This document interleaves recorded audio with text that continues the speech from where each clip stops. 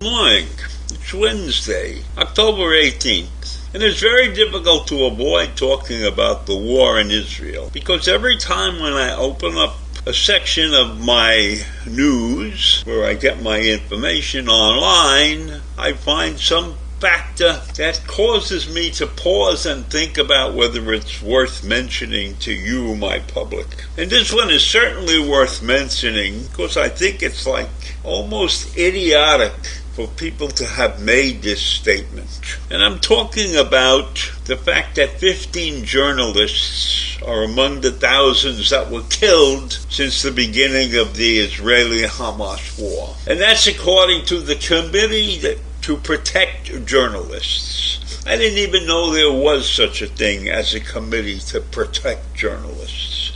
And I understand why there would be such a committee, because journalists go into dangerous places to do their job. And they do it very well for the most part. And they accept the dangers of going to war zones, or going to firefights, or going to places where dangerous things are happening. That's their job. And I am sure that most of them are on top of their game when they're out there. They are not foolish enough to run into places that put their lives at danger beyond what we normally would be expected of being in those situations. So the news leaders are urging all parties in the region to respect the media and to ensure the safety of these journalists, because many are risking their lives in the conflict zones to keep the world informed. Well, how about the fact that many who are in action in these situations don't give a crap about what the world hears?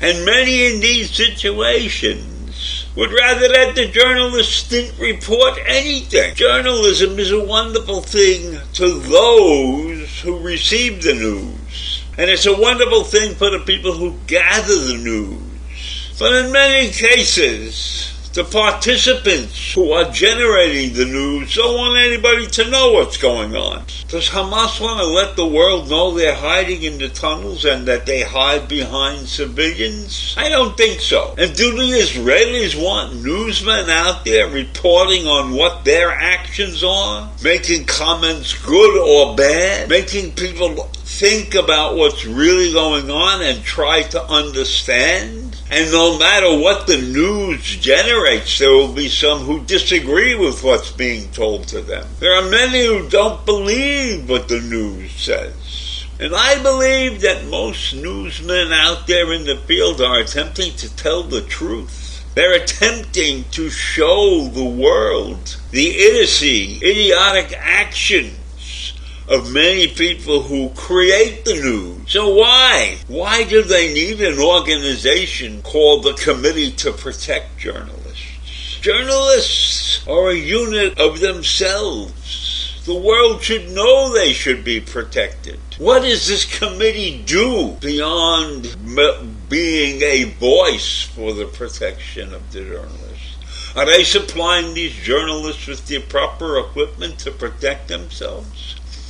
When I saw Aaron Burnett out on the battlefield in Gaza in full armor suit, covered with all of the protective gear, headgear too, everything, inspecting the rooms at these bomb sites, inspecting the buildings and the dangers that the citizens of Gaza have underwent.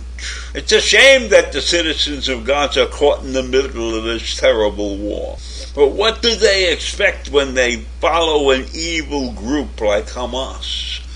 But nevertheless, Erin Burnett was out there doing her job. And I was kind of upset because this is a young woman with young kids and she's out on the battlefield dressed for protection and very carefully, and then going back and reporting the news. And when I was watching, it was like 8 o'clock at night, but it was 2 in the morning in Israel, and she was out there waiting to continue her reporting because some official was going to make some statements. It might have been Blinken. Blinken was there too, but he wasn't on the battlefield. He was there. They showed him in conference with some Israeli official. So she's doing her job, and she's doing it very professionally. No fear, no tentative hesitations when she's talking.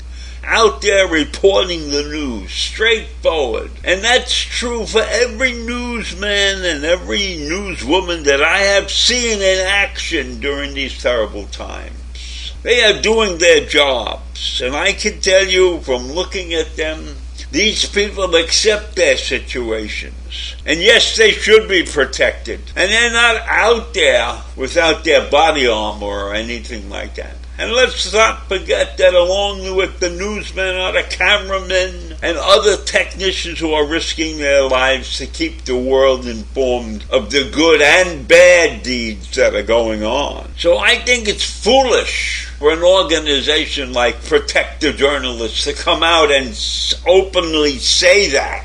We should be trying to protect everybody that's involved in this fighting, and that's an impossible task.